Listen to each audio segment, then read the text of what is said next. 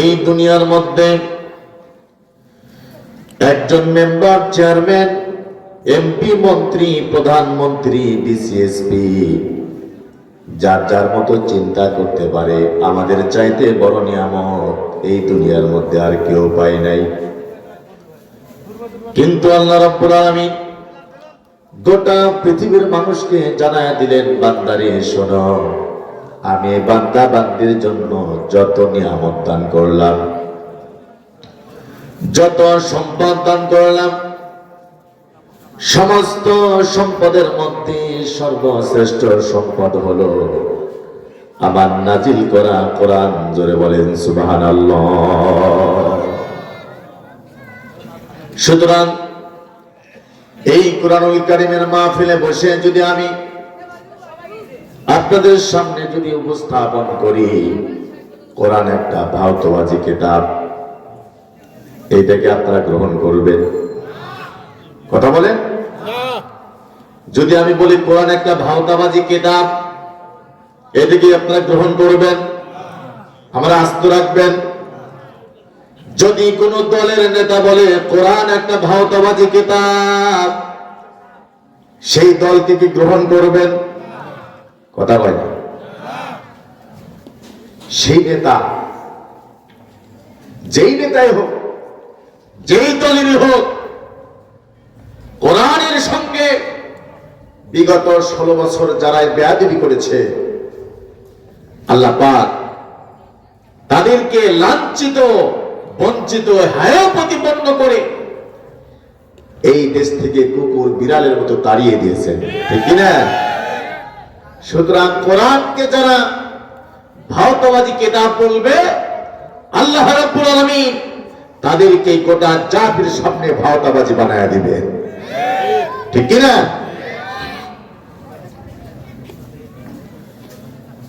যদি প্রশ্ন করেন কোরআনে কি জন্য আসলাম, এই দুনিয়ার মধ্যে তুমি কি জন্য আসলাম, কোরআন তার জবাব দেয়া বলে লিতুখরিজান নাসা মিনাজ যুলুমাতি ইলান নূর।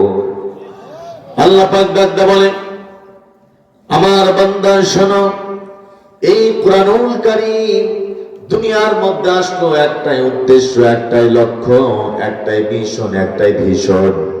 সেটা হলো দুনিয়ার মানুষকে অন্ধকার থেকে মুক্ত করে আলোর দিকে দেওয়াই আল্লাহর কোরআনের মূল টার্গেট। যদি বলেন সুবহানাল্লাহ। অন্ধকার কি জিনিস?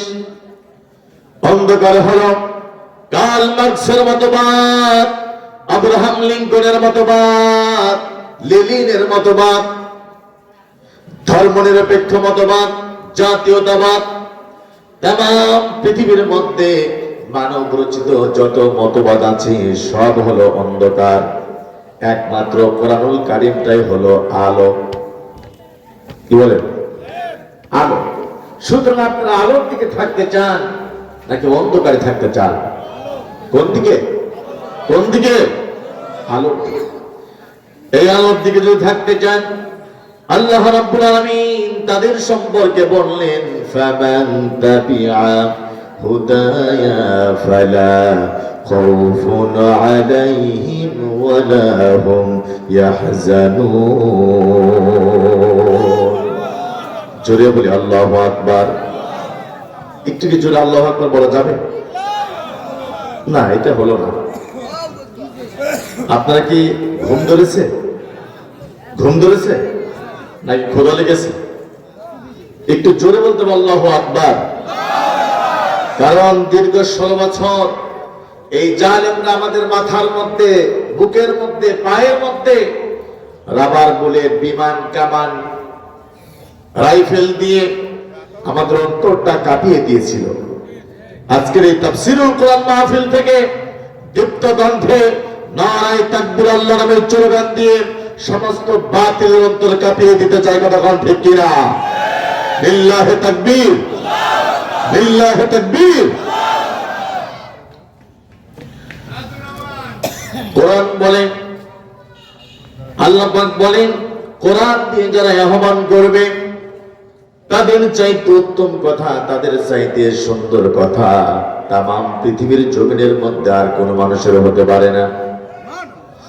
আল্লাহ পাক ডাকতে বললেন, ওয়ামান আহসানু কাওলাম মিম্মান দাআ ইলাল্লাহি ওয়া আমিলা সালিহান ওয়া ক্বালা ইন্নানি মিনাল মুসলিমিন।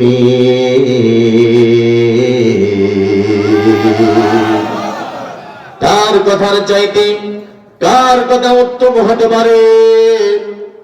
যে ব্যক্তি বলে come back to Allah, come back to Islam, come back to মুহাম্মাদুর রাসূলুল্লাহ সাল্লাল্লাহু আলাইহি ওয়াসাল্লাম, এই ব্যক্তির কথার চাইতে দুনিয়ার কারো কথা উত্তম হতে পারে না। জোরে বলেন সুবহানাল্লাহ। আমলে সওয়ালে করে, আমলে সওয়ালে ডিজিটাল তাফসীর হলো অন্যায়ের বিরুদ্ধে প্রতিবাদ করা, ঠিক কি না? অন্যায়ের বিরুদ্ধে প্রতিবাদ দীর্ঘ 16 বছর করতে পারি নাই, কিন্তু আজকে তৌহিদি মুসলমানরা সিদ্ধান্ত নিয়েছে যেখানে কোনো অন্যায় হবে, যেখানে কোনো অবিচার হবে, যেখানে কোনো টেন্ডারবাজ সন্ত্রাস ডাকাতের আবির্ভাব হবে, বাংলাদেশের তৌহিদি মুসলমানরা সমস্ত অন্যায়ের বিরুদ্ধে প্রতিরোধ গড়ে তুলবে। কথা কান ঠিক কিনা?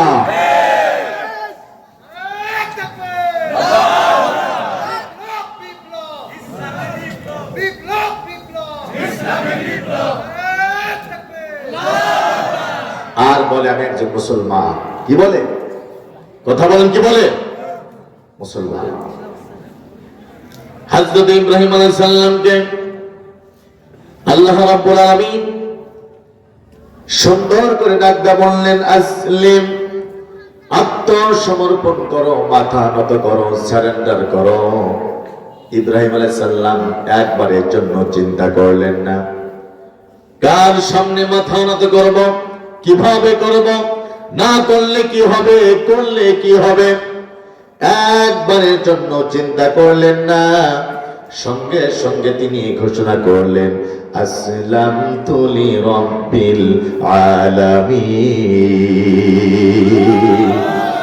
আত্মসমর্পণ করলাম, মাথা নত করলাম, সারেন্ডার করলাম সেই মহান আল্লাহ রাব্বুল আলামিনের দরবারে, যিনি তামাম পৃথিবীর জমিনের মালিক। একবার চিল্লায় বলতে হবে, বলেন তো তামাম পৃথিবীর মালিক কে? সে আল্লাহ রাব্বুল আলামিন। যখন কুরআনুল কারীম নাযিল করলেন, এই কুরআনুল কারীম যখন আল্লাহ পাক নাযিল করলেন, আল্লাহ রাব্বুল আলামিন যা বললেন যারা জানেন তারা আমার সঙ্গে তেলাওয়াত করবেন। ইকরা বিসমি রাব্বিকাল্লাযী খলাক, পরে তোমার প্রভুর নামে যিনি তোমাকে সৃষ্টি করেছেন। একসঙ্গে আবারও বলতে হবে, বলেন তো ভাই আমাদের সৃষ্টিকর্তা কে? দুই চারজন ভাই উঠে যাচ্ছেন, কি ঘুম ধরেছে নাকি? নাকি আপনারা বিরক্ত হচ্ছেন? উঠে যায় কারা? হ্যাঁ, কোরআনের আলোচনা শুনে যাদের কষ্ট হয়, আঘাত লাগে, যন্ত্রণা পায়, মাথায় টুপি থাকতে পারে, পরনে জুব্বা থাকতে পারে, পাগড়ি থাকতে পারে, দাঁড়িয়ে থাকতে পারে, আল্লাহর কোরআন শুনে যাদের কষ্ট হয়, যন্ত্রণা হয়, এখনো পর্যন্ত মুসলমানের বাচ্চা হতে পারে না।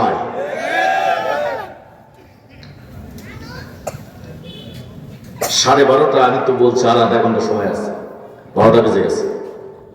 আমরা কি আধা ঘন্টা সময় দেবো না? দেবো কিনা বলেন? সবাই বলি ইনশাআল্লাহ। আলোচনা বলি ইনশাআল্লাহ। একটি প্রশ্ন করতে চাই, সবার কাছে একটা প্রশ্ন করতে চাই। সেই প্রশ্ন হলো, যদি নবীর সময় আমাদের জন্ম হতো, কার সময়? সবাই একসাথে বলতে, কার সময়? নবীর হাতে যদি হাত রেখে ঈমান আনতাম, ইসলাম কবুল করতাম, তাইলে বলেন তো ভাইরা, আল্লাহ নবীর সঙ্গে বদরের যুদ্ধে যাওয়া লাগতো কিনা? পিছনের ভাইরা বলেন না, তার মানে কি তারা চিন্তা করতেছে বদরের যুদ্ধে গেলেই তো মারা যাইতাম, এই চিন্তা? তো বদর দেখি নেই, উহুদ দেখি নেই, 2024 সালে বাংলার জমিনে আর একটা বদর অনুষ্ঠিত হয়েছিল, কতক্ষণ ঠিক কিনা?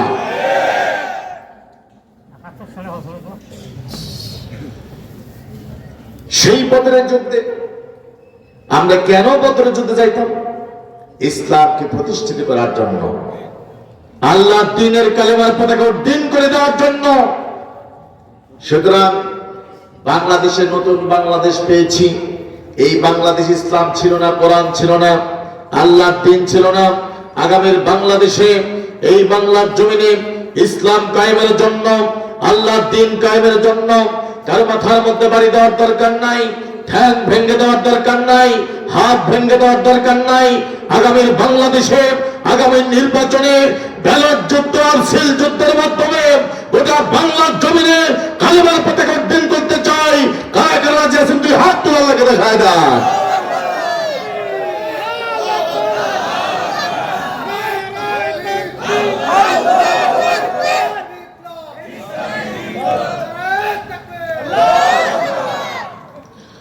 আমার ভাইয়েরা, কেন বললাম এই কথা? আল্লাহ রাব্বুল আমিন হযরত মূসা আলাইহিস সালামকে ডাকতে বললেন, ইযহাবু ইলা ফিরআউনা ইন্নাহু তাগা। আদম মূসা, ফিরআউনের দরবারে যাও। ফিরআউন বড় বাড়াবাড়ি করে, জুলুম করে, অত্যাচার করে, সীমা লঙ্ঘন করে। ফিরআউনের দরবারে চলে যাও। হযরত মূসা আলাইহিস সালাম তিনি চিন্তা করলেন, আমি তো ফিরআউনের দরবারে মার্ডার কেসের আসামি হয়েছি, কেমন করে ফিরআউনের দরবারে চলে যাব? আমার ভাইরা, হযরত মূসা আলাইহিস সালাম আল্লাহর দরবারে ডাকতে বললেন, হে আল্লাহ, তোমার অর্ডার তো আমি মানবই, আমি তো অবশ্যই যাব। যাওয়ার আগে তোমার দরবারে ফরিয়াদ, যারা জানেন আমার সঙ্গে তেলাওয়াত করবেন, রব্বি শরহ লি সাদরি ওয়া ইয়াসসির লি আমরি ওয়াহলুল উকদাতাম মিন লিসানি ইয়াফকাহু কওলি। হে আল্লাহ তাআলা, আমার কণ্ঠ সুন্দর করে দাও, আমার বক্তব্য সুন্দর করে দাও, আমার বাহুর মধ্যে শক্তি দিয়ে দাও, আমার পদযুগলের মধ্যে শক্তি দিয়ে দাও, আমার বুকের মধ্যে যেই ভয় ভীতি আছে সব দূর করে দাও, যেন ফিরআউনের রাজ দরবারে গিয়ে বলতে পারি, এ ফিরআউন, তোর দেওয়া নিয়ম কানুন পদ্ধতি দিয়ে এই রাষ্ট্র আর চলবে না, আল্লাহর বিধান দিয়ে এই জমিন কায়েম করতে হবে। ইতিহাস সাক্ষ্য দিয়ে দেয়, হযরত মূসা আলাইহিস সালাম ফিরআউনের রাজ দরবারের মধ্যে যখন প্রবেশ করল, ফিরআউনের সংসদ অধিবেশন চলছিল। আরে ফিরআউন মূসা আলাইহিস সালামকে দেখার সাথে সাথে মাথা গরম। কি গরম? একসাথে বল, কি গরম? মাথা গরম। ফিরআউন চিন্তা করল, মূসা থাকবে খানকায়, দরুদ জিয়ারত করবে, তাসবিহ তিলাওয়াত করবে, মিলাদ পড়াবে, ওয়াজ নসিহত করবে। মূসা কেন সংসদে? তেমনি ফিরআউনের খালাতো বোন আর নমরুদের মামাতো বোন, আবু জেহেলের ফুফাতো বোন যখন কোরআনের পাখি আল্লামা দিলওয়ার হোসেন সাঈদীকে যখন সংসদের মধ্যে দেখছিল, এই মহিলার, পাগলা মহিলার মাথা নষ্ট হয়েছিল। কথা বল না কেন? কিন্তু আজকে জাতির মানুষগুলি হারে হারে টের পেয়েছে, কোরআনের পাখির মতো সৎ মানুষগুলি, মতিউর রহমান নিজামীর মতো, আলী হাসান মোহাম্মদ মুজাহিদের মতো, কামারুজ্জামান কাদের মোল্লার মতো সৎ মানুষগুলি যতক্ষণ পর্যন্ত সংসদের মধ্যে না যাবে, ততক্ষণ পর্যন্ত বাংলাদেশের মানুষের ভাগ্য পরিবর্তন হবে না। কথা বল ঠিক কিনা? যতক্ষণ পর্যন্ত এমন সৎ মানুষগুলি সংসদের মধ্যে না যাবে, ততক্ষণ পর্যন্ত বাংলার জমিন থেকে একটা সন্ত্রাস, ডাকাত, চোর, বদমাইশ মুক্ত করা যাবে না। কথা বলেন ঠিক কিনা? সুতরাং আগামীর বাংলাদেশে ইসলাম কায়েমের জন্য সৎ মানুষগুলিকে সংসদের মধ্যে পাঠানোর জন্য যদি রাজপথের একবার ডাক এসে যায়, সেই রাজপথের শহীদের মিছিলে কারা কারা যেতে রাজি আছেন? দুই হাত তুলে আমার আল্লাহকে দেখা দেন। লিল্লাহে তাকবীর, লিল্লাহে তাকবীর।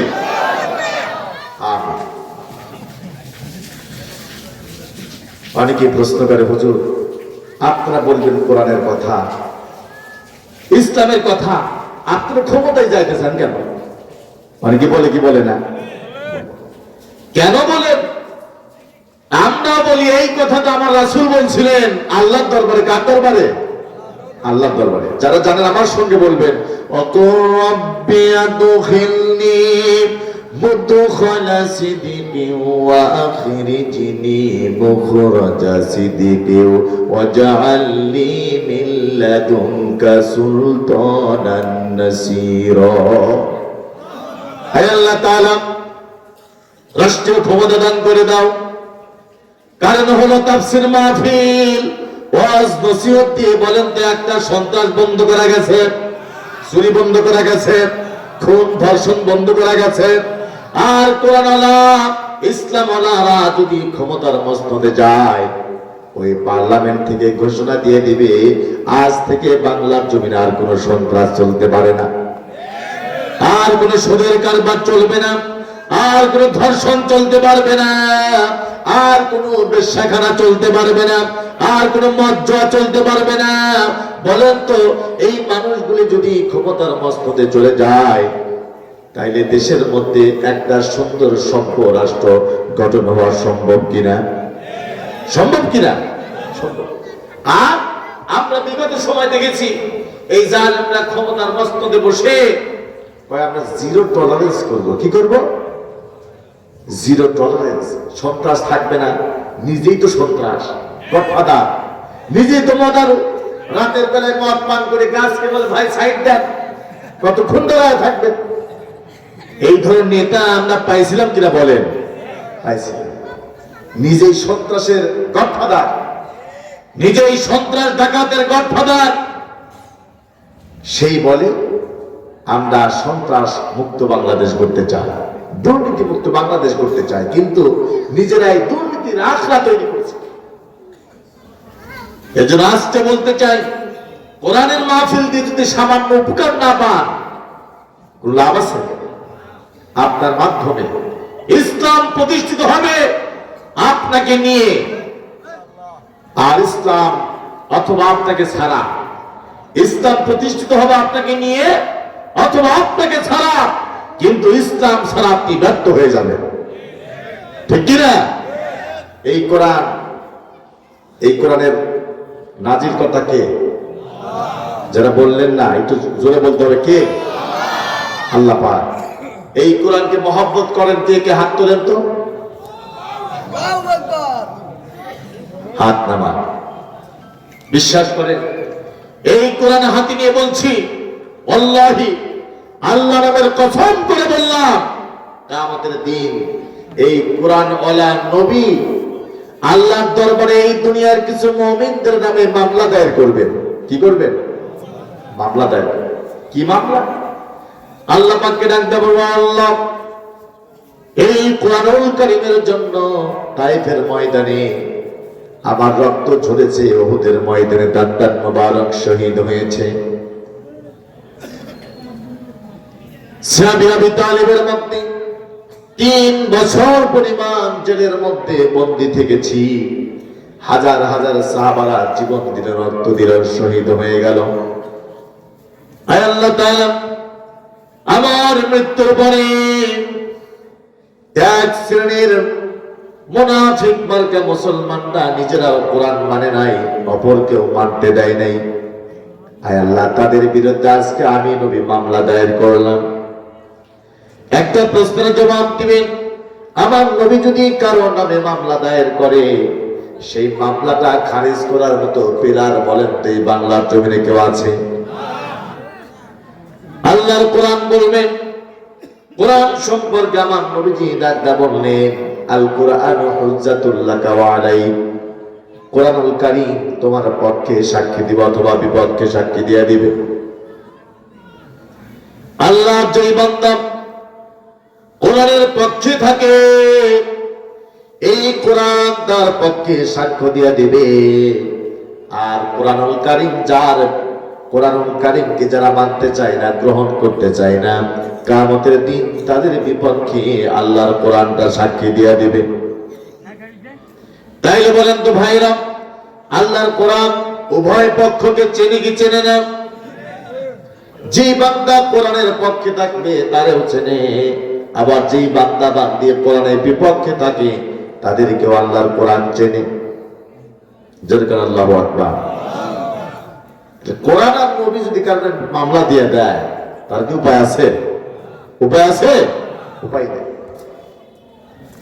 কোরআন যখন নাযিল হওয়া শুরু করল, আল্লাহর নবী রাহমাতুল লিল আলামিন সাফা পাহাড়ের চূড়ায় দাঁড়ায়া মক্কার লোকদেরকে ডাক দিয়ে বলল, মক্কার লোকেরা শোনো, আমি যদি তোমাদেরকে বলি এই পাহাড়ের পাদদেশে শত্রুরা তোমাদের জন্য অপেক্ষা করে, বিশ্বাস করবা? মক্কার লোকেরা ডাক দিয়ে বলল, মুহাম্মদ রে শোনো, কেন বিশ্বাস করবো না? 40 বছর পর্যন্ত একটা মিথ্যা কথাও তুমি বলো নাই, কারো কোনো অন্যায় করো নাই, অবিচার করো নাই, জুলুম করো নাই, নির্যাতন করো নাই, যা বলবো আমরা বিশ্বাস করে নেব। নবী জবাব ডাক দিয়ে বললেন, এমন করে তোমরা যদি বিশ্বাস করে থাকো তাইলে আমার সঙ্গে তোমরা ঘোষণা দিয়ে দাও, লা ইলাহা ইল্লাল্লাহু তুফলিহুন, লা ইলাহা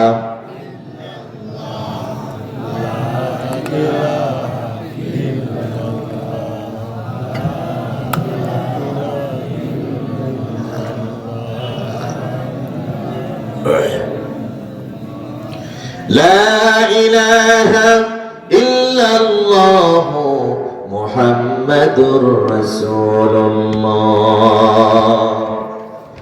এই দাওয়াত দেওয়ার সঙ্গে সঙ্গে সর্বপ্রথম আবু লাহাব এত বড় একটা পাথর খণ্ড নিয়ে আল্লাহ নবীর দিকে নিক্ষেপ করলেন। আবু লাহাব ডাকটা বলল, মুহাম্মদ তুমি ধ্বংস হয়ে যাও। আমার নবীর মনটা খারাপ হয়ে গেল, দুই চোখ দিয়ে দরদর করে পানি টপ টপ করে পড়ে। আল্লাহ পাক সহ্য করতে পারলেন না। আল্লাহ পাক ডাকতে বললেন, ইয়া রাসূলুল্লাহ, ইয়া হাবিবাল্লাহ, টেনশন করবেন না, চিন্তা করবেন না, মনটা খারাপ করবেন না। ওয়ারাফা'না লাকা যিকরাক, ওগো নবী, তোমার নাম, তোমার সম্মান, তোমার নামটা আমি আল্লাহ পাক সম্মানের সাথে, মর্যাদার সাথে তামাম দুনিয়ার মধ্যে আমি আল্লাহ পাক প্রচার করে দিব। যারা বলেন সুবহানাল্লাহ। একসাথে বলতে হবে, সম্মান দেওয়ার মালিক কে? একসাথে বলতে হবে, ইজ্জত দেওয়ার মালিক কে? ক্ষমতা দেওয়ার মালিক কে? কুলিল্লাহুম্মা মালিকাল মুলকি তুতিল মুলকা মান তাশাউ ওয়া তানজিউল মুলকা মিম্মান তাশাউ ওয়া তুইজ্জু মান তাশাউ ওয়া তুযিল্লু মান তাশাউ বিয়াদিকাল খায়র ইন্নাকা আলা কুল্লি শাইইন কাদির। আল্লাহ পাক ডাকতে বলে, বান্দারে শোনো, আমি আল্লাহ রাব্বুল আলামিন কাউকে ক্ষমতা দিয়ে ইজ্জত দান করি, আবার কাউকে আমি আল্লাহ পাক ক্ষমতা দান করে বেইজ্জতি দান করে দেই। এই আয়াত যখন তেলাওয়াত করি, মনে মনে চিন্তা করি, যেই জালেমরা দীর্ঘ 16 বছর ক্ষমতার মস্তদের মধ্যে ছিল, সময়ের ব্যবধানে আল্লাহ রাব্বুল আলামিন এমন অবস্থা করলেন, আমার বাড়ির কুকুর বিড়ালের যে সম্মানটা আছে, এই জালিমদের সেই সম্মানও নাই। কথা বল ঠিক কিনা? অপরদিকে কোরআনের পাখি আল্লামা আব্দুল হোসেন সাইদি দীর্ঘ 13 বছর জেলের মধ্যে বন্দী থাকলো, ইনজেকশন পুশ করে দুনিয়া থেকে বিদায় করে দেওয়া হলো। আমার ভাইরা খেয়াল করেন, ইন্না লিল্লাহ পড়তে পারলাম না, জানাজার নামাজটা ঠিক মতো আদায় করতে পারলাম না।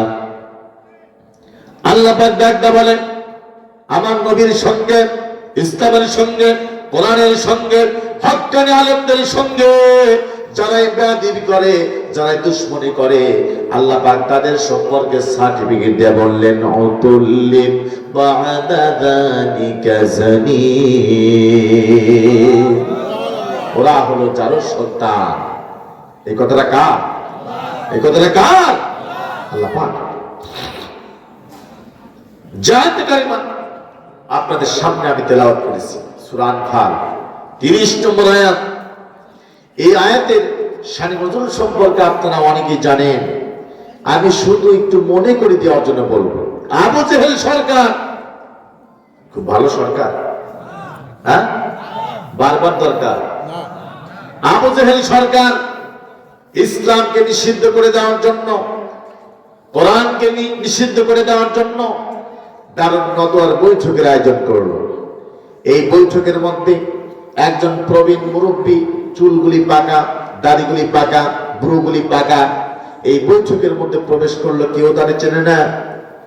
আবু জেহেল কয়, মুরব্বী আপনি কে? বাবা আমারে চিনবা না, আমার বাড়ি নজদ এলাকায়, এইখানে এসেছি তোমাদেরকে সুপরামর্শ প্রদান করার জন্য। বলেন তো আমরা কি জন্য বইছি?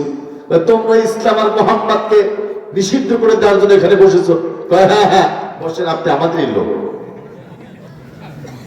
এই বাংলার জমিনে দাড়ি পাকা, চুল পাকা, ভ্রু পাকা, পাঞ্জাবি গায়ে দেয়, মাথায় টুপি বাঁধে, জালেমদের পিছনে পিছনে কুকুরের মতো ঘোরাফেরা করে এমন মুসল্লি আছে না? নাই। এই মুরব্বী আর কেউ না, এই মুরব্বী ছিল শয়তান। এই মুরব্বী কে? মানুষের রূপ ধারণ করছে। মানুষ রূপী শয়তান বাংলাদেশে নাই, সব ভারতে চলে গেছে। আছে না? নাই। আছে, কিছু গেছে আর কিছু আছে, নাকি সব গেছে? আছে, আজীবন থাকবে। একজন পরামর্শ প্রদান করল, মুহাম্মদকে জেলের মধ্যে বন্দী করে দাও। শয়তান ডাক দা বলল, না না, মুহাম্মদকে জেলের মধ্যে বন্দী করা যাবে না। জেলের মধ্যে বন্দী করলে তার কিছু ভক্তবিন্দু আছে, বের করে আনবে। আর একজন পরামর্শ করল, মুহাম্মদকে আমাদের দেশ থেকে বের করে দিয়ে অন্য দেশে পাঠায় দাও। শয়তান ডাক দা বলল, এরা আবু জেহেল, তোমরা কি মুহাম্মাদের চেহারা দেখো নাই? তার বক্তব্য শোনো নাই? কি সুন্দর চেহারা! হযরত আবু বকর ডাক দা বলে, নবীজির চেহারার দিকে একবার তাকাই, একবার চাঁদের দিকে একবার তাকায় দেই। নবীজি আমার ডাক দা বললেন, আবু বকর রে, একবার চাঁদের দিকে তাকাও, একবার আমার মুখের দিকে তাকাও, আমি তো কিছুই বুঝতে পারি না। হযরত আবু বকর ডাক দা বলল, ইয়া রাসূলুল্লাহ, ইয়া হাবিবাল্লাহ, চাঁদের দিকে একবার তাকাই, আপনার চেহারার দিকে একবার তাকাই, চাঁদের মধ্যে কালিমা আছে, কিন্তু আপনার চেহারার মধ্যে কোনো কালিমা নাই। আমার ভাইরা, শয়তান ডাক দা বলল, মুহাম্মদকে এই দেশ থেকে বের করে দিলে তার বক্তব্য আর তার চেহারার দিকে তাকায়া দলে দলে মানুষগুলো ইসলাম গ্রহণ করবে, দলবল ভারী করে তোমাদের উপর আক্রমণ করে দেশ ছাড়া করবে। আবু জেহেল ডাক দা বলল, আবার মাথার মধ্যে একটা বুদ্ধি আসলো, তা হলো সমস্ত দপ্ত থেকে এক একজন লোক এসে মুহাম্মদকে আক্রমণ করে এই দুনিয়ার থেকে আমরা বিদায় করে দিতে চাই। শয়তান তো খুব খুশি, হারে আবু জেহেল, এত সুন্দর বুদ্ধি তুই কই পালি? এই সংসদে এইটা পাস হলো, বাস্তবায়ন করার জন্য সিদ্ধান্ত গ্রহণ করা হলো। আল্লাহ পাক তাদের এই চক্রান্তের কথা সূরা আনফালের 30 নম্বর আয়াতে কারিমার মধ্যে আল্লাহ পাক উল্লেখ করলেন। জয় আল্লাহু আকবার। আল্লাহ পাক ডাকতে বললেন, ওয়া ইয়ামকুরু বিকাল্লাযীনা কাফারু يثبتوك أو يقتلوك أو يخرجوك ويمكرون ويمكر الله والله خير الماكرين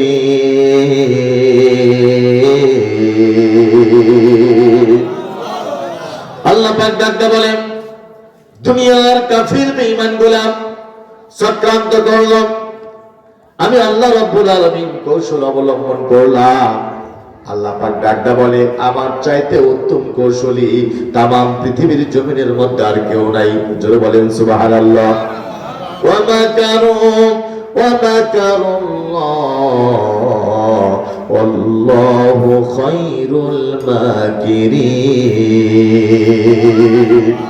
আল্লাহ পাক ডাকতে বলেন এই দুনিয়ার কাফির বেঈমানগুলা চক্রান্তকারী আমি আল্লাহ পাক কৌশল অবলম্বনকারী আমার চাইতে উত্তম কৌশলী তামাম পৃথিবীর জমিনের মধ্যে আর কেউ নাই জোরে বলেন সুবহানাল্লাহ আল্লাহ রাব্বুল আলামিন ডাকতে বলেন ইউরিদুনা লিতুফিউ নূরাল্লাহি বিআফওয়াহিহিম আল্লাহু মুতিম্মু নূরিহি ওয়ালাউ কারিহাল কাফিরুন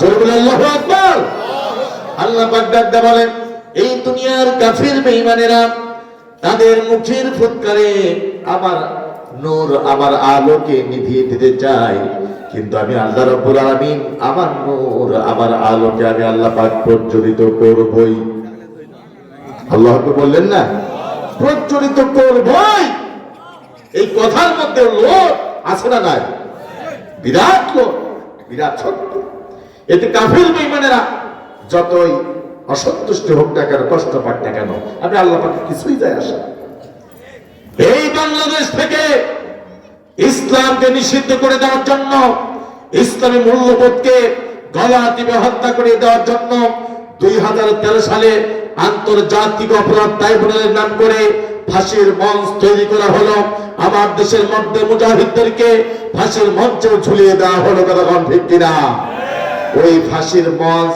এখনো আছে ওই ফাঁসির রশি এখনো আছে তোমরা বাংলার জমিনে এই ফাঁসির মঞ্চে জালেমদেরকে ঝুলতে হবে কতক্ষণ ঠিক কিনা আল্লাহ পাক ডাকতে বললেন লিইউহিক্কাল হাক্কা ওয়া ইবতিলাল বাতিলা ওয়ালাউ কারিহাল মুজরিমুন আল্লাহ পাক ডাকতে বলে বান্দারে শোনো এই দুনিয়ার মধ্যে হককে কথা বোঝেন হককে হক কোনটা সত্য কোনটা এইটা আমি আল্লাহ পাক জাতির সামনে প্রকাশ প্রমাণ করেই দেব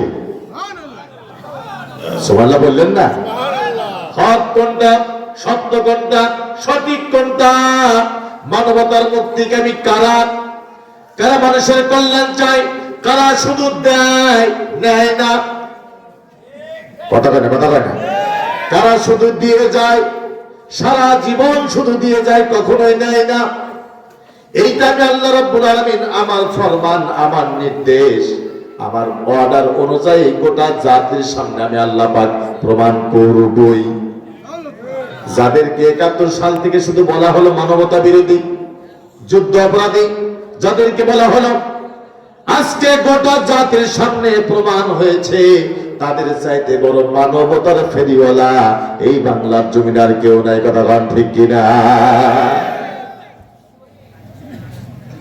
আর যারা বড় বড় বুলি আড়াই তারা কি করলো হ্যাং করেছে ত্যাগ করেছে এরপরে আইনে ঘর তৈরি গুম খুন এমন কোন অপরাধ নাই যা তারা করে নাই ঠিক কিনা তাদের কথাগুলি গোটা জাতির সামনে প্রমাণ হয়েছে এরপরেও যেই নামাজি এই জালেমদেরকে মহব্বত করা বাদ দিতে পারে নাই আমি মনে করি তার চাইতে ভণ্ড নামাজি গোটা বাংলার জমিনে আর কেউ নাই কথা ঠিক কিনা যে হাজী সাহেব এই জালেমদেরকে এখনো পর্যন্ত মহব্বত করা বাদ দিতে পারে নাই আমি মনে করি এদের চাইতে ভণ্ড হাজী গোটা বাংলার জমিনে আর কেউ নাই চিল্লা বলে কথা ঠিক কিনা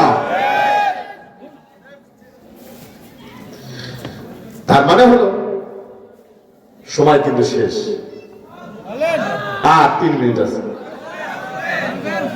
হ্যাঁ ভাই, না না ভাই, আমার অনেক দূরে যেতে হবে, 5 ঘন্টা যেতে লাগে।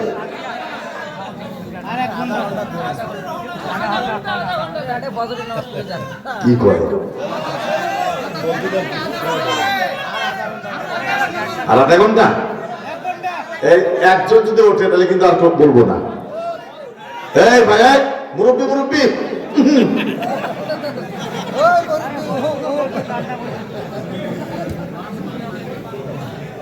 একজন তাকবীর দেন তো, লিল্লাহি তাকবীর, শুধু লিল্লাহি তাকবীর। একজন একজন, এই ভাই আপনার।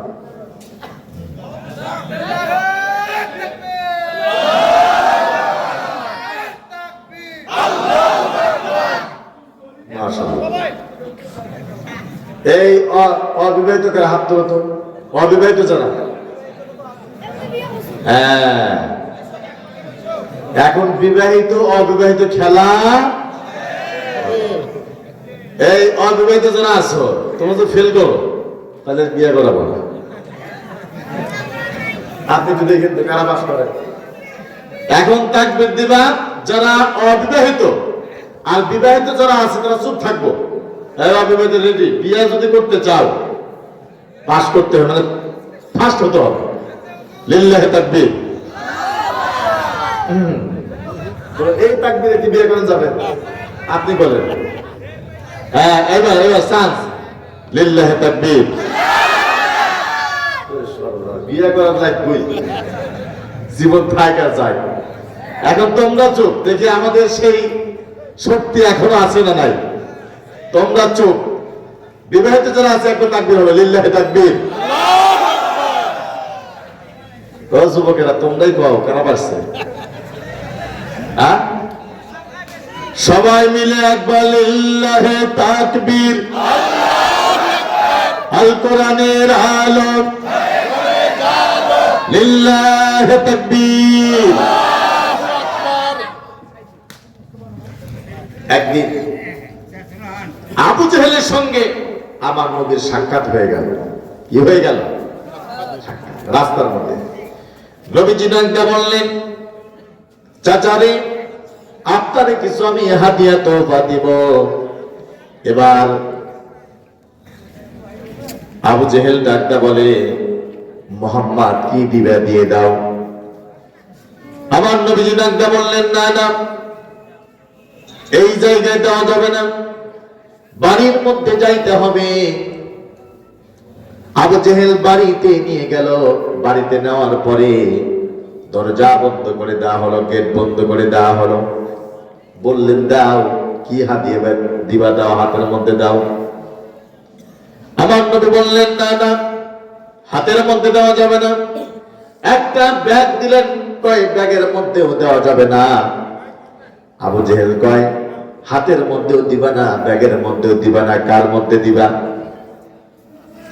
নবীজি আমার ডাকতে বললেন, চাচারে আমি যে হাদিয়া দিতে চাই, হাতের মধ্যে দেওয়া যায় না, ব্যাগের মধ্যেও দেওয়া যায় না। আমি যা দিতে চাই, আপনার কানটা আমার মুখের কাছে আনে না, আপনার কানের মধ্যে পৌঁছায় দিব। সুবহানাল্লাহ বললেন না? আবু জেহেল কয়, বুঝতে পারছি বেটা, তুমি আমার কোরআন শোনাইবা। চাচা আপনি ঠিকই ধরছেন। আবু জেহেল এমন জোরে একটা ধাক্কা মারলেন, বের হ বেটা, আমার ঘর থেকে বের হ। আল্লাহ পাক সহ্য করতে পারলেন না। জিবরাইলকে বললেন, জিবরাইল যাও, আমার নবীকে ধরে ফেলো। এমন ভাবে ধরলেন, আহারে আবু জেহেল এত জোরে জোরে ধাক্কা মারে, আমার নবীকে বিন্দু পরিমাণ সরাইতেও পারে না, নড়াইতেও পারে না। যদি বলেন আল্লাহু আকবার। আবু জেহেল কয়, বাদে যা, তোর এত জোরে জোরে ধাক্কা মারি, তুই তো নরস না, সরস না, ঘটনা কি? নবীজি আমার ডাকতে বললেন, চাচারে জিবরাইল আমিন আমাকে ধরে ফেললো। জিবরাইলের কথা শুনে আবু জেহেল ভয় পেয়ে গেল। আবু জেহেল কয়, ভাতিজা তুমি কি করতে চাও? একটু কোরআন শোনাতে চাই। ভয়ের চোখে আবু জেহেল কয় একটু সামান্য একটা আয়াত আস্তে আস্তে করে বলে তাড়াতাড়ি চলে যাও। নবীজি আমার তেলাওয়াত করে শুরু করলেন, যারা জানেন বলবেন তাব্বাত ইয়াদা আবি লাহাবি ওয়া তাব মা আগনা আনহু মালুহু ওয়া মা কাসাব সায়াসলা নারান যাতা লাহাবি ওয়া মুরাআতু হাম্মালাতাল হাতাব ফি জিদিহা হাবলুম মিন মাসাদ। জোরে বলে আল্লাহু আকবার। আল্লাহ পাক ডাক বলেন, আবু লাহাব রে, তোর দুইটা হাত ধ্বংস হয়ে যাক। আবু জেহেল কয়, তুমি আমার নেতার বিরুদ্ধে কথা বলো, তোমার কথা শুনতে চাই না। আল্লাহ নবী ডাকদা বললেন, আজকে যদি না শুনতে চাও তোমার আমি জোর করে শোনাবো। সুবহানাল্লাহ কয় না? এই ভাই সুবহানাল্লাহ কওয়ার জন্য সুবহানাল্লাহ এই ফজিলত আলোচনা করা লাগবে নাকি? সুবহানাল্লাহ জোরে বললে কি গুনাহ হবে নাকি? ব্যবসাজীবীর ব্যবসা নষ্ট হয়ে যাবে, চাকরিজীবী চাকরি বন্ধ হয়ে যাবে? একটু জোরে বলা যাবে? সুবহানাল্লাহ।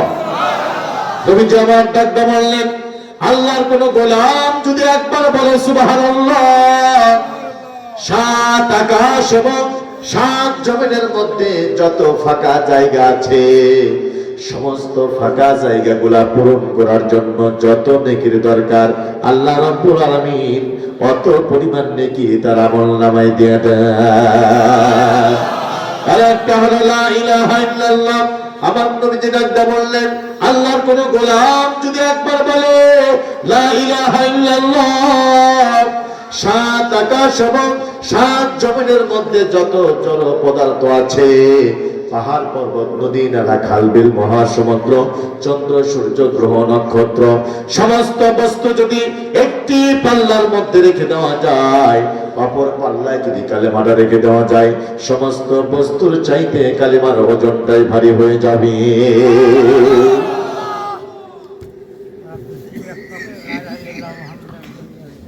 নবীজি বললেন, আজকে জোর করে কোরআন শোনাবো। অনেকে বলে, হুজুর আল্লাহর কোরআনের আলোচনা চলবে কতদিন? আমরা সিদ্ধান্ত নিয়েছি, আমরা তো কোরআনের পাখি আল্লামা আব্দুল হোসেন সাইদের উত্তরসূরি। আমরা সিদ্ধান্ত নিয়েছি আল্লাহর কোরআনুল কারীমের পতাকা উড্ডীন হবে না যতদিন আল্লাহর কোরআনের কথাও চলবে ততদিন। কথা বলেন ঠিক কিনা? আপনারা কি রাজি আছেন? সবাই বলে ইনশাআল্লাহ। আর জোরে বলে ইনশাআল্লাহ। এরপরে বলা হলো, মা আগনা আনহু মালুহু ওয়া মা কাসাব সায়াসলা নারান যাতা লাহাবি ওয়া মুরাআতু হাম্মালাতাল হাতাব ফি জিদিহা হাবলুম মিন মাসাদ। জোরে বলে আল্লাহু আকবার। আল্লাহ পাক ডাকতে বলে, আবু লাহাব রে, এ আবু জেহেল, তুই আর তোর নেতাই মিলা যত অবৈধ ইনকাম করে অর্থের পাহাড় বানাইলি, এই অর্থ সম্পদ তোদেরকে ক্ষমতার মসনদে রাখতে পারবে না। ঠিক কিনা? এরপরে আবু লাহাবের একজন স্ত্রী সম্পর্কে বলা হলো। আবু লাহাবের স্ত্রীর নাম ছিল উম্মে জামিল। আল্লাহ পাক তার সার্টিফিকেটে বললেন, তার চাইতে বড় কুটনিপুরি গোটা আরব ভূখণ্ডের মধ্যে আর কেউ ছিল না। উম্মে জামিল মানে সুন্দরী। কি কথা কয় না? তার যে বান্ধবী ছিল বাংলাদেশে, তার নাম কি? এই নামটা সার্চে দেখবেন, তার নামের অর্থ সুন্দরী। ওই কুটনিপুরি আর এই কুটনিপুরির মধ্যে বিন্দু পরিমাণ কোন পার্থক্য। আমার নেত্রী তসবিহ তেলাওয়াত করে। কি তসবিহ? একটা করে গোটা টান দেয়, কয় আগামীকাল কারে মারবো। আর একটা করে গোটা টান দেয়, আগামীকাল কারে গুম করবো। আর একটা করে গোটা টান দেয়, আগামীকাল কারে আয়না ঘরের মধ্যে রাখবো। এমন করে তসবিহ তেলাওয়াত করছে। আবার এত গণহত্যা চালায়া মামু বাড়ি দিল্লি গিয়ে কয়, টেলিফোন করে বলে টুস করে চলে আসবো। কি কয় কথা কয় না বোঝে না নতুন নতুন। আপনি আসেন, তাড়াতাড়ি আসেন। তৌহিদের জনতা জুতার মালা নিয়ে অপেক্ষা করতেছে, জুতার মালা গলায় দিয়া ফাঁসির মঞ্চে ঝুলায় দেওয়া হবে।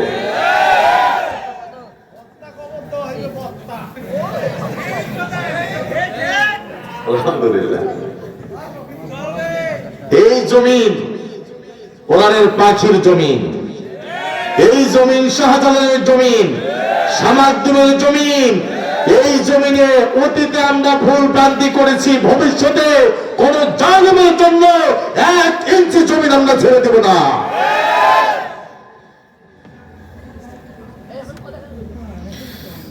আল্লাহ পাক তাদের সম্পর্কে বললেন,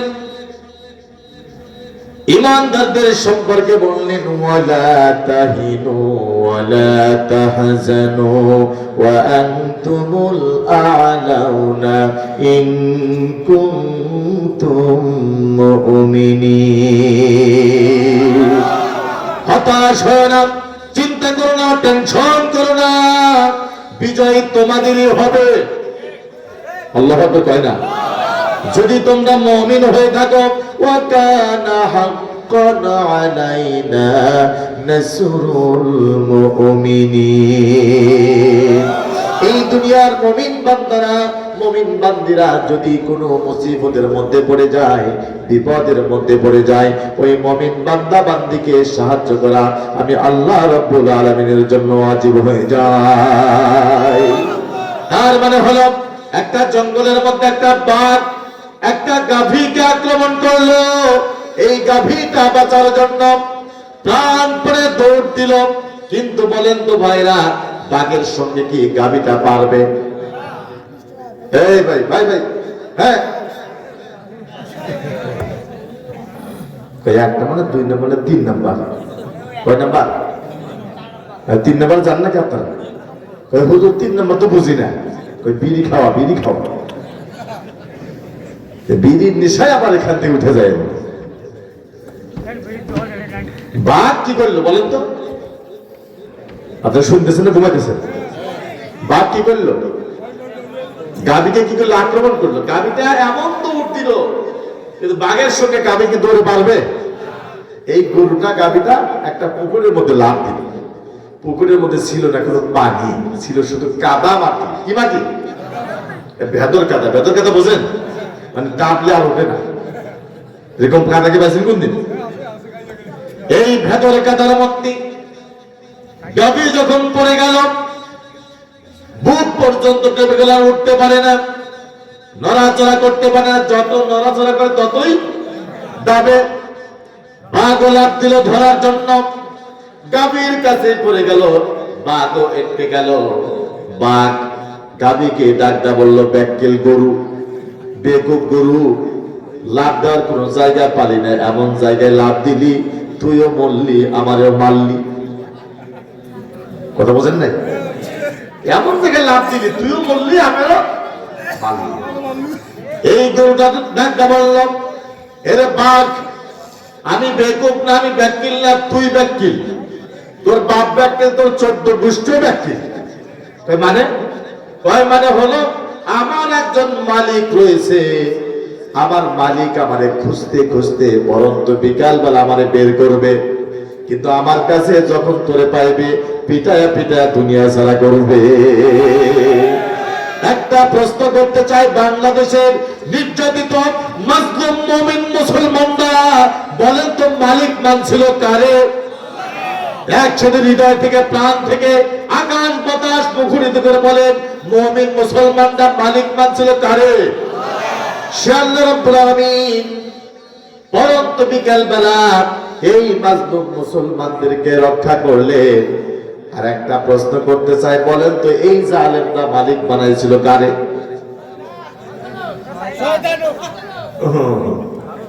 ভারত। ভারত কারে? ভারত। তাদের মূল মালিক ছিল ভারত। তার মানে কি, এদের বাড়ি ছিল ভারতে। কোথায়? এদের শিকড় হলো ভারতে। সেই ভারত থেকে আমাদের দেশে এসেছিল সন্ত্রাস, ডাকাত, চাঁদাবাজ আর আলেমদেরকে মারার জন্য, কথা ঠিক কিনা? সুতরাং তারা যাওয়ার পরে ভারতের যে আস্ফালন, যেই উদ্যোগ, অহংকার, বাংলাদেশের তৌহিদি মুসলমানরা সিদ্ধান্ত নিয়েছে 1971 সালে এই দেশকে স্বাধীন করার জন্য কয়েক লক্ষ মানুষ জীবন দিয়েছে, মা বোনেরা সম্ভ্রম হারিয়েছে। প্রয়োজন হলে আরো কয়েক লক্ষ মানুষ জীবন দিব, রক্ত দিব, শহীদ হবে। বাংলার জমিনে ভারতের এজেন্ডা বাস্তবায়ন করতে দেব না, দেব না। কারা কারা যে শুধু হাত তোলা লাগে দেখায় দেয়।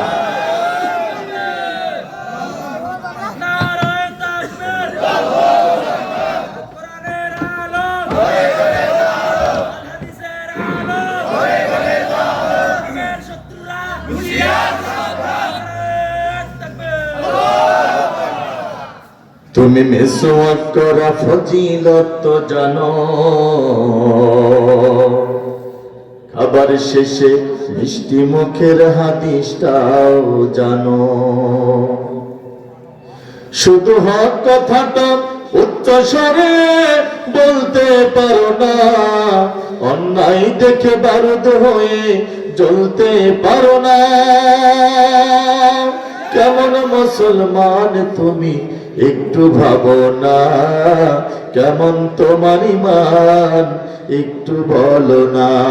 তুমি মিসওয়াক করা ফজিলত জানো, খাবার শেষে মিষ্টি মুখের হাদিসটাও মানো। শুধু হক কথাটা উচ্চ স্বরে বলতে পারো না, অন্যায় দেখে বারুদ হয়ে জ্বলতে পারো না। কেমন মুসলমান তুমি একটু ভাবো না, কেমন তোমার ঈমান একটু বলো না। কেমন তোমার ঈমান একটু বলো না, কেমন তোমার ঈমান একটু বলো না। ঠিক কিনা? আলা লাহুল খালক ওয়াল আমর, সৃষ্টি যার, আইন চলবে। একসাথে বলতে, সৃষ্টি যার, আইন চলবে। বলে তো আকাশ কার, জমিন কার, আমরা কার, সব কার, বউ কার? হ্যাঁ, বউ আল্লাহ, বউ আল্লাহর। আল্লাহ আমাদেরকে দিয়েছে, ঠিক কিনা? সব কিছু হয় আল্লাহর। আইন চলবে কার? তার মানে বাবার আইন চলতে পারে না, বেটির আইন চলবে না, চাচার আইন চলবে না, চাচির আইন চলবে না, ভাইয়ের আইন, ভাবির আইন চলবে না। আইন চলবে কার? আলা লাহুল খালক ওয়াল আমর, সৃষ্টি যার, আইন চলবে কার? নবীজি আমার দোয়া করে, আল্লাহ তুমি আমাকে রাষ্ট্রীয় ক্ষমতা দান করে দাও। জোরে কান সুবহানাল্লাহ। আমার আল্লাহ রাব্বুল আলামিন ডাকতে বললেন, ইয়া রাসূলুল্লাহ, ইয়া হাবিবাল্লাহ, মক্কার মানুষগুলি তোমারে নিষিদ্ধ করতে চেয়েছিল, স্তব্ধ করতে চেয়েছিল। আমি আল্লাহ রাব্বুল আলামিন তোমাকে প্রসিদ্ধ দান করে দিলাম। এই বাংলার জমিনে 2 তারিখে ইসলামকে নিষিদ্ধ করে দেওয়া হলো। ইসলামী আন্দোলন চলবে না। আল্লাহ রাব্বুল আলামিন সময়ের ব্যবধানে দল মত নির্বিশেষে, আবার বৃদ্ধ বনিতা, যুবক, নারী, পুরুষ সবাই সমস্ত জায়গায় বলতেছে, পুরাতন ইঞ্জিন মেরামত করে লাভ নাই, নতুন ইঞ্জিন ইসলামকে চাই। ঠিক কিনা? আইদের শাসন, বঙ্গবন্ধুর ভাষণ, যে কেটে যে খাল, এর সাথে নানান তাল, মঈনুদ্দিন, ফখরুদ্দিন, সন্ত্রাস, ডাকাত, চাঁদাবাজ, গুন্ডা, মাস্তান, সব দেখা শেষ। আগামীর বাংলাদেশ টুপিওয়ালাদের বাংলাদেশ, আগামীর বাংলাদেশ ইসলাম পন্থীদের বাংলাদেশ। কথা কোন ঠিক কিনা? আকাশ থেকে যখন বৃষ্টি বর্ষণ হয়ে যায়, জমিন তার ফসল দেওয়ার জন্য উর্বর হয়ে যায়, যেই জমিনের মধ্যে শহীদের রক্ত ঝরবে, সেই জমিনটাও ইসলামের জন্য উর্বর হয়ে যায়। কথা কোন ঠিক কিনা?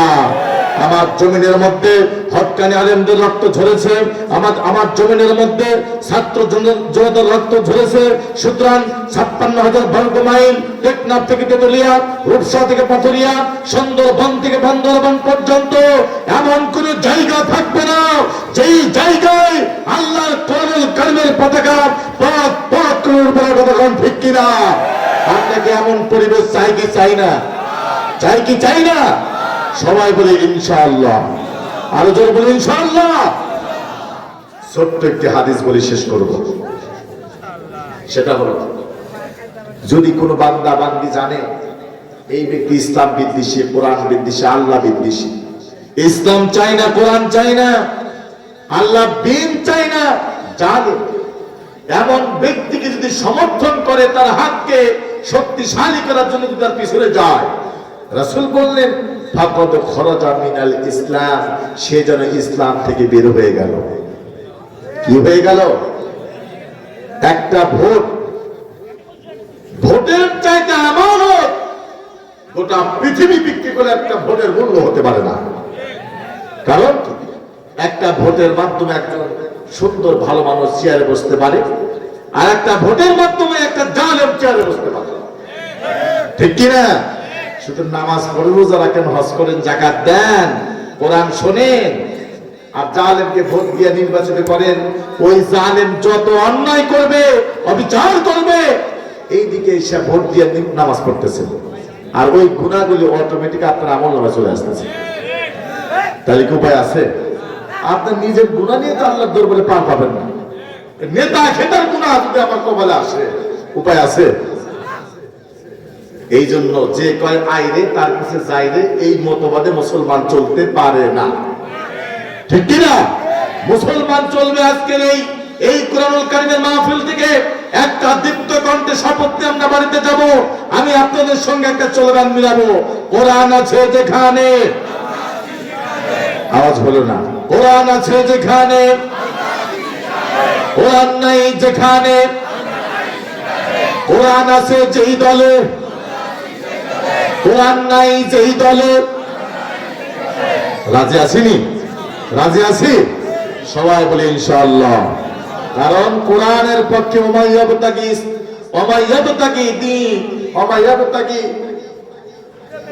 আমার আয়াতটা মনে নাই, তবে আয়াতের যে শাব্দিক অর্থ সেটা হলো, আল্লাহর কোন বান্দা বান্দি যদি ইসলাম না মানে, ইসলামের পক্ষে না থাকে, তার নামাজ, রোজা, হজ, যাকাত, দান, সাদকা আল্লাহর দরবারে কিছুই কবুল হবে না।